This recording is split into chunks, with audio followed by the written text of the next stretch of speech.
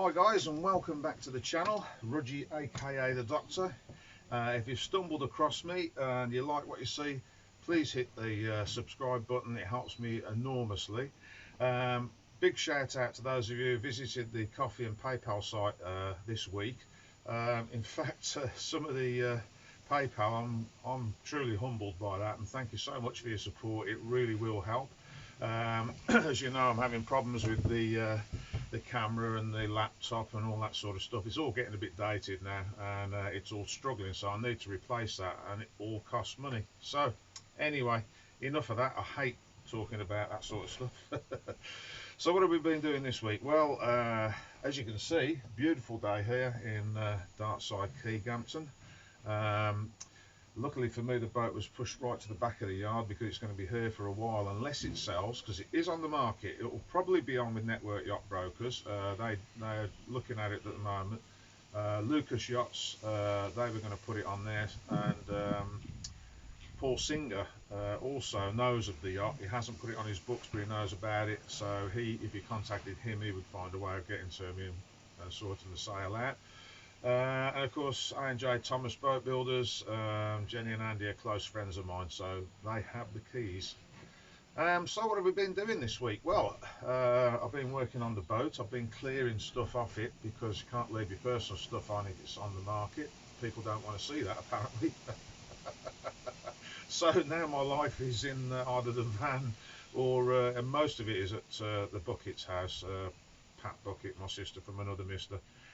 She's got all my clothes and stuff, and the plan is now to get my clothes out. When she comes out, she's going to bring a suitcase, which I'll pay for, as hold luggage with my clothes and a few ornaments in, and we'll probably do that with a few friends and get some of my stuff out, and the majority of it will come by Nomad International. Shout out to them. I've spoke to them on a couple of occasions. The bike, well, we don't know what's happening about that yet. It's looking like that might be too complicated to get out there and too expensive. I'm really hoping I can do it, but if I can't, well, I may end up having to sell her, and that's a problem because it's not going to be worth as much as I need to replace it. Ho hum, we'll work around that when we come to it. So what have we done this week? Well, there's an update on the boat this week's video, which was on the Ko-fi page earlier last week, as far as I remember, but a few people who haven't visited the Ko-fi page have asked, so I'll be doing a clip of that. And me and Andy painted a boat for a fishing charter, so that will be on there. We're currently working on I think it's a Sunseeker down at Noss. I'm doing the cleaning of the teak decks and stuff like that, and we've got quite an interesting thing which will probably be on next week's video. The teak floor was damaged. Now the laminate's only about a mil, 2 mil, 1.5 mil thick, so you've got to be really careful you don't flat through it when you're cleaning these things. Well, somebody stained it, so now of course we've got to get the varnish off, which is rock hard, so that Andy can now stain the remainder of the floor to match, and then we can revarnish. It's a bit of a task, and Andy's got quite stressed about it, which I can understand because it's a big responsibility. If we get that wrong, we'll have to do the whole floor, renew it all. So we're hand sanding, which is going to take forever. I think he's talking to the customer about whether he wants that done or not, because it is going to be very expensive. Anyway, we've done that job, and there's going to be a compilation, if you wait till the end of the video, a compilation of Andy's favourite catchphrase. I may even stick a little bit in, if you wait till the end, of the new property that I'm going to take on. Flights, you'll have to wait till the end of the video, and then I'll tell you when I'm going to be back in Kefalonia, because I know a lot of you are waiting to find out, because some of you want to go for a proper coffee with me, which I don't mind. We'll do that, meet the viewers and all that. We'll be back this year, this summer, and I'll be visiting a few restaurants and bars and stuff like that, so that you guys, when you come out, have got something to go and have a look at if you haven't been there before. Because, you know, I know a lot of you are very well versed on what goes on Kefalonia, but, you know, every day is a school day. Even I'm discovering new things, and of course new properties are popping up all the time. So let's get on with the video. Diesels, as you can see, we've done all the bottoms, scrubbed her and re-anti-fouled her. She's only had one coat for the moment because she's going to be laid up all summer while I'm away in Greece. Clean the props. I've got anodes to go on the shafts. We've got some anodes down there that are going to be put on the hull. Haven't got around to doing that yet. I've put one of the new flaps on. Got one to do on the other side for the exhaust. Cleaned all the trim tabs. Given the hull a bit of a wash and a clean. I'm going to drop the dinghy down and have a look at that. I'll put the spare fridge, that'll be going up on board in a minute, because I was going to fit that as a spare fridge for beer and what have you. The one in the galley isn't in as good a shape, so maybe it should be used there. Let's go aboard and see what's going on up there. So there we go, that's the rear cockpit.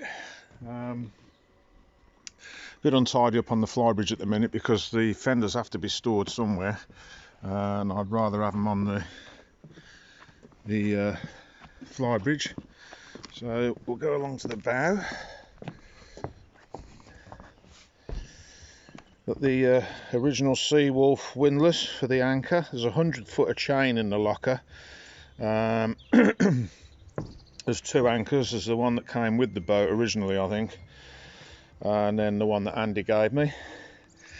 There's a hatch there for the bedroom, should you need to get out or put some air through the place, and these vents. Then you've got the access for the pump out, because she's got a Vetus bag. And then your fuel ones there, and water. And then if I do this with the camera, there's the flybridge.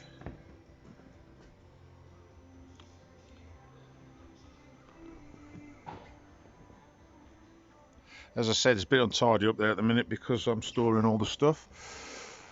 There's a life raft there, but that hasn't been serviced for quite a few years. It may well be that it's cheaper to buy another one than have it serviced, but I left it there. It's better than nothing.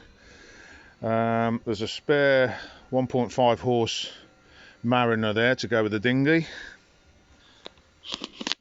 There's also a 4-horse Yamaha outboard, 4-stroke, in the lazarette locker down there, which we'll have a look at now. Right, so there we go. It's a really big lazarette locker, goes right the way back under there. That's a shelf above all the steering gear. Everything you see in here goes with the boat. There's a 4-horse Yamaha engine there. There's 2 spare batteries that I use for various jobs around the boat. They're just handy to have. They're always charged up. There's some tools in there. It's not fully comprehensive, but there's enough to get you out of trouble. There's some Allen keys, sockets, spanners, hammers, that sort of thing. And then on the other side, there's a pressure washer that'll be going with the boat. Some more tools. There's 25 litres of oil to be put in the engines when I service them. I haven't got around to doing that yet. There's a polisher. 3 fishing rods, there's reels, fishing tackle and stuff in boxes down there. Can't take it to Greece, so it's got to stop with me. Stop with the boat. And of course, right up in the back corner there is the original Eberspacher diesel heater, which is disconnected now. So now we'll get to that. What I've done, the Eberspacher was a bit unreliable. So in here, I don't know whether you can see that, I fitted the Chinese diesel heater, which is linked up to the original pipework that came with the boat. So you've got the benefit of 2 heaters really. If you've got the Eberspacher recommissioned, you could use that. There's all sorts of spares. I've got spare silencer, spare fuel filter, spare fuel pump, and there's a spare heater down in the lazarette locker, which works. When I first fitted it, I had a problem with the loom and thought it was the heater and swapped the heater out, and then found out it was the loom that had come with it. So now I've got 2 heaters, one fitted and one for spares. Another point I'd like to point out is I have a lot of spare Caligas bottles of varying types. There's propane and butane bottles. There's a smaller bottle to that one. I've got all the regulators that fit them because they've decided to discontinue the small ones. So I went round and got as many of the varying types that I could get. They're all down there. I don't know whether you saw them earlier. So what you'd need to do is cut this locker out to about here and extend the seat upwards, and you'll get one of those bottles in. I've already checked. So there you go. The fire extinguisher replaced last year.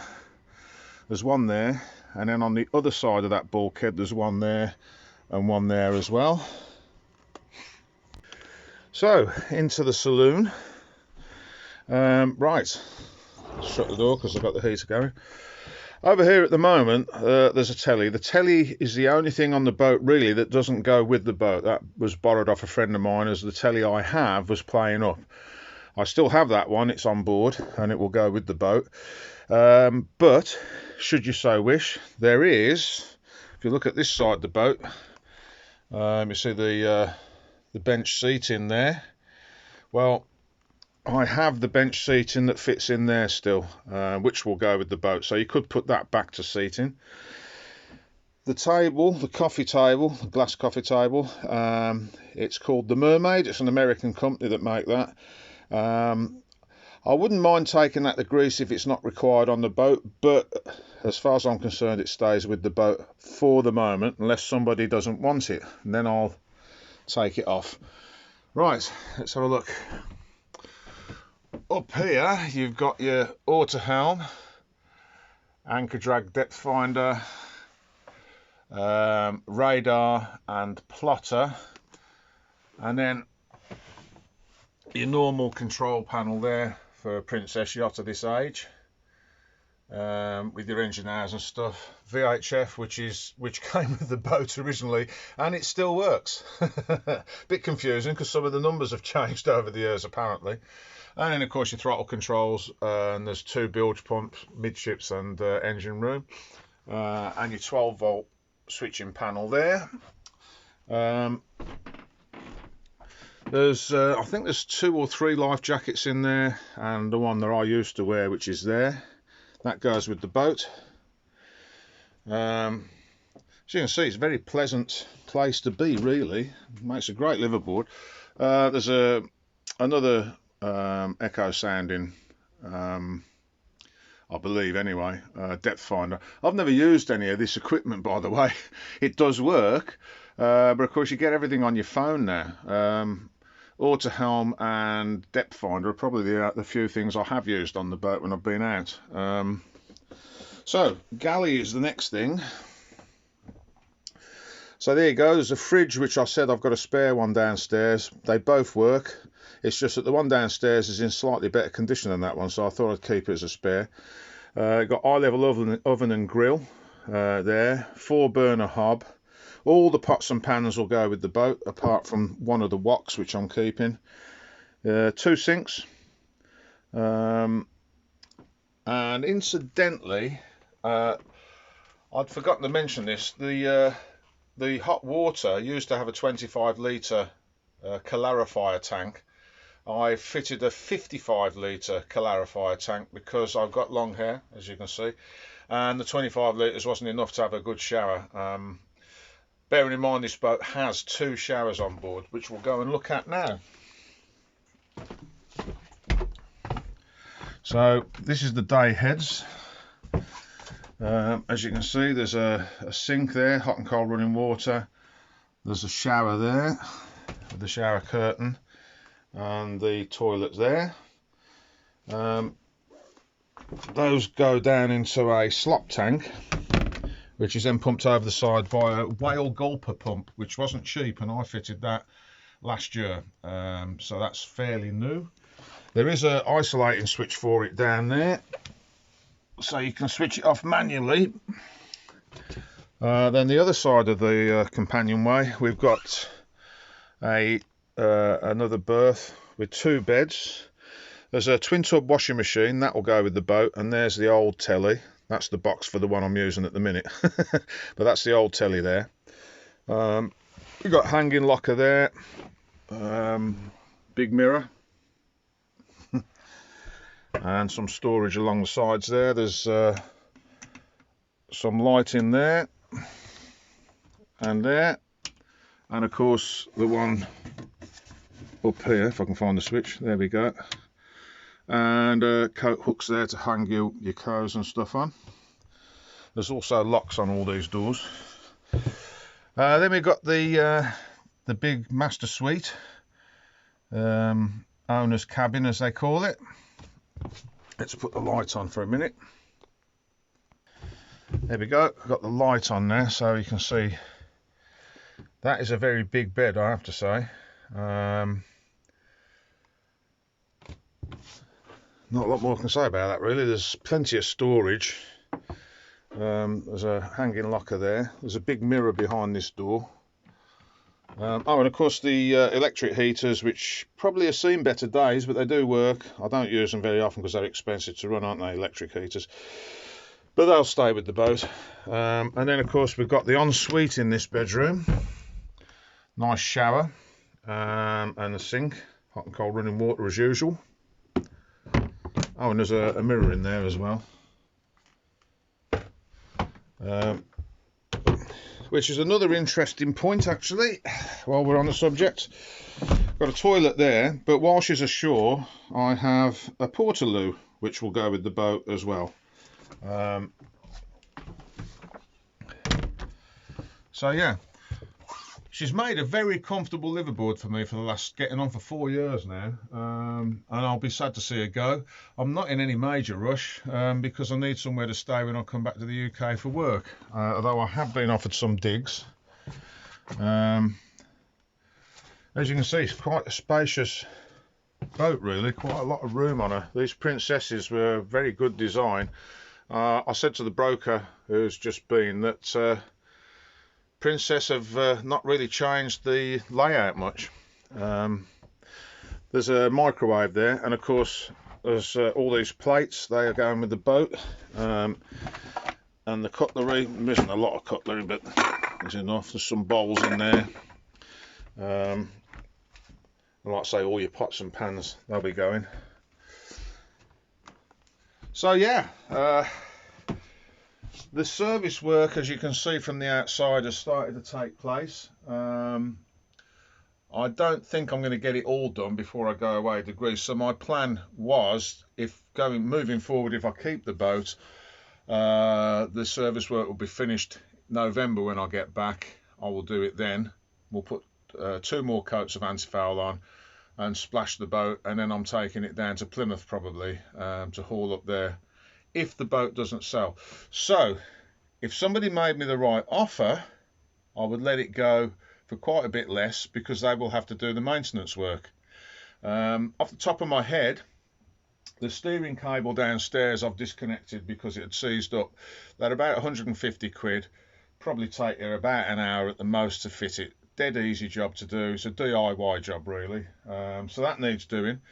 Both engines will need fuel filters, oil filters, and the oil, which I've got. I think we've even got the oil filters on board, but I will need to get some fuel filters. So that will need doing. Gearboxes are okay, I've checked those. They weren't done long ago because I rebuilt one of them, so I changed the oil. I've got the anodes, they just need fitting. So yeah, there isn't really an awful lot left to do, but I would take an offer because it is a bit of a project, I realise that. But like I say, everything you see is what is going with the boat because I can't take it to Greece. Fishing rods, life jackets, all that sort of stuff can go. Of course, one of the problems with living in the boatyard is you don't see the sunsets. That's all I'm going to get. Oh dear, oh well. Never mind, eh?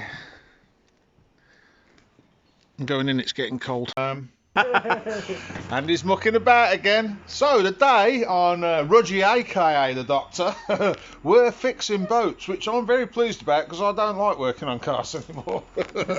I've done my time doing that. So Andy's just mixing some paint up, I think. Yep. And then we're going to go outside. We've already prepped it. And we're going to paint that. There you go, there she is. Charter boat. Go fishing on that. I think she runs out of Brixham, I don't know. I'll go and ask Andy. So Andy, where does she run out of? Because you can charter that, can't you? Go fishing on it. Painting in Brixham.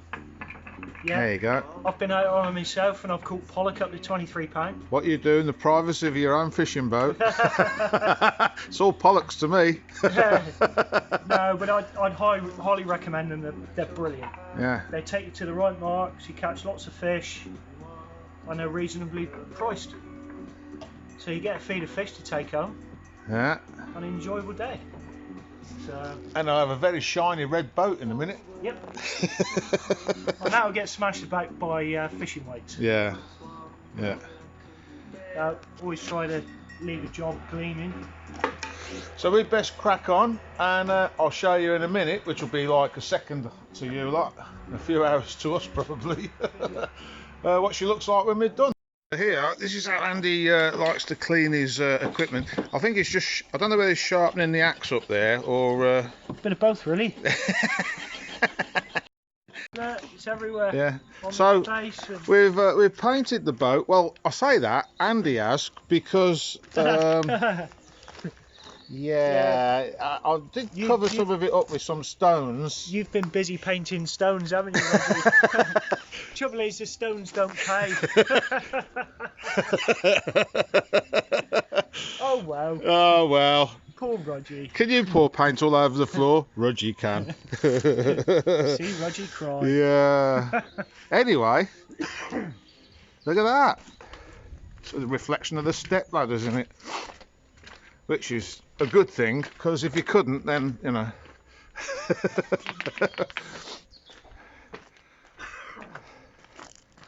So there's another satisfied customer.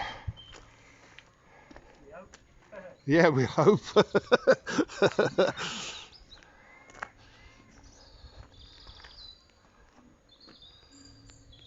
So yeah, I would have filmed us rollering it, but there's it goes off pretty quick. So, and we're against the weather, as you can see by the clouds. So I thought I'd better just crack on. And having spilt most of the paint on the floor, I thought, well, you know. Luckily, we had just enough to do the job, so good enough. But yeah, looks splendid, I think you'll agree. On to the next one. Right, well there we go. Working with Andy again today, and what we've got to do, I've done, unfortunately, it was a bit boring, so I didn't film it. But I've cleaned the teak swim platform down, which was green. This has got to be done, but it's not quite as bad. And I'm doing the cupboard doors at the moment. There's mould and stuff on them, so I've took these off. I'm going to do them outside with this Wessex teak cleaner. So the old marigolds are coming on. The other problem we've got is if you look down there, you'll see that there's a darker piece of wood compared with the rest of it, and also some sun damage where Andy's sanding blocks are, where the UV's lightened the wood around the edge of the table. So we've been commissioned to try and sort that out.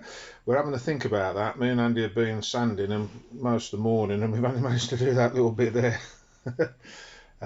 You've got to be careful, because if you watch the other videos I've done on varnishing boats, there tends to be a very thin veneer. We've had a look, and the veneer on the floor of that galley area is probably 1.5, if that. So it's very thin, very easy to, once you've sanded through it, there's no turning back. And you won't know until you see the glue marks. So you've got to be really careful what you do with it. So it'll be interesting to see where Andy comes up with. We've both sort of had a bit of blue sky thinking, as I'd say in the office. We tried Nitromors. You've got to be careful because that's attacking the glue. Tried sanding it. That's taken too long because there'll be too much labour in the job, because you have to think of that as well. Heat guns, you've got to be careful you don't scorch it, so we can't use that. So yeah, interesting one. So in the meantime, while Andy thinks about that, I'm going to carry on with what we know we can do and clean the teacup. Right, so potentially we're looking at renting this. It's on the market at the minute, but it hasn't sold in about 3 years to my knowledge. So I've offered to rent it, and they haven't said no, so I've come to have another look. That'd be one of the views you get. Just about make La Hatta out over there. I'll be right next door to a guy that I get on with quite well, a guy called Makis. The only problem is there's a bit of a fire hazard. If any of that catches fire, it'll come straight over here, but, well, garden's very overgrown.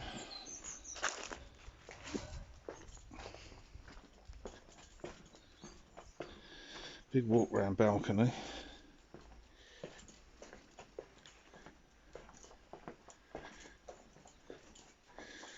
I can see something straight away that my mate Terry will like. Needs digging out. It's very overgrown, but I've said that I'll take care of it. Go on then, go on. Got some little doggies that are walking around.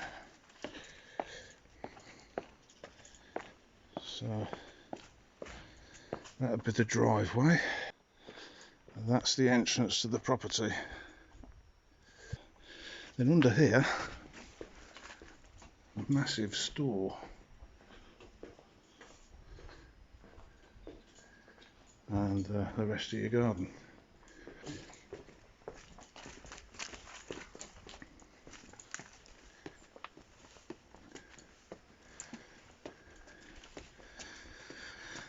So you come up the stairs, you're around here.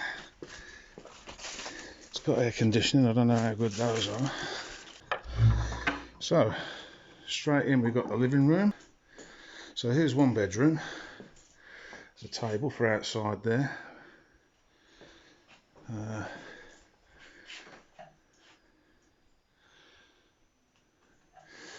is some problem with the roof, which either they'll sort out or I might have a look at, but generally the building's dry, it's just the paint's come off the ceiling, I think.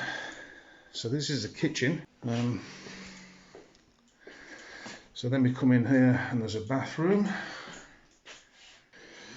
Then there's another bedroom in here with 2 beds. Big wardrobe. And I think this is probably the main bedroom. It's got air conditioning. Big old bed.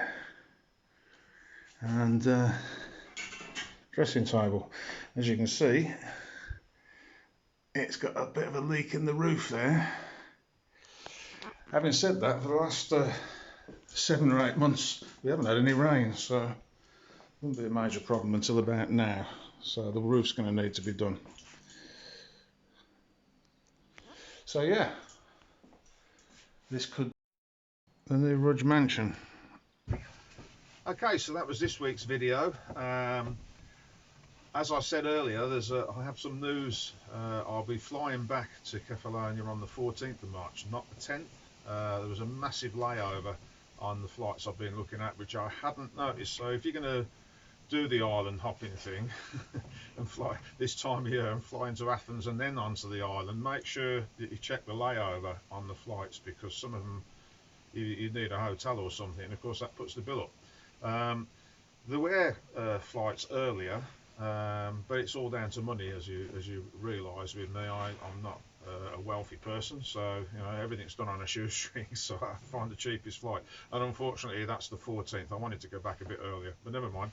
So yeah, I set out on a coach from Torquay at 10 in the morning, and I arrive in Kefalonia 8 the following morning. So it's still quite a long journey. But there you go. Now, coffee page. Those of you who visited the coffee page, thanks ever so much for doing that. And Coffee and PayPal, well, I'm very humbled by the fact that people will do that for me. It makes a huge difference. If you'd like me to mention you in the credits, the end titles of the videos, leave some comments on the coffee page, and I can probably do that. But I didn't want to do it in case people just wanted to keep it, you know, a bit low key sort of thing. Anyhow, that's that. There'll be some exciting stuff happening from the 16th of March onwards, because I'll be back home. I'll be visiting various businesses, beaches, all that sort of stuff, and it'll be out of season. So those of you who don't visit the island out of season can see what that's like yet again. And then of course there'll be the new house that I'll be in, and all sorts of things. I'm looking at buying a car this year, so that'll be something else we'll video. And another thing that I thought I might add to this is, as you know, my best mate Andy Thomas, the talented wooden shipwright and boat builder, has his own catchphrase. So we'll stick that on the end of this video. So, thanks ever so much for your support. I can't do this without you guys watching, and I'll see you next week. Thanks for watching.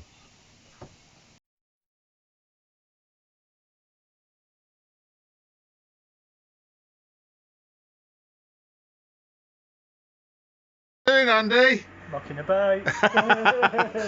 Andy's mucking about again. What are you doing, Andy? Mucking about. Andy? Mucking about. Andy? Mucking about.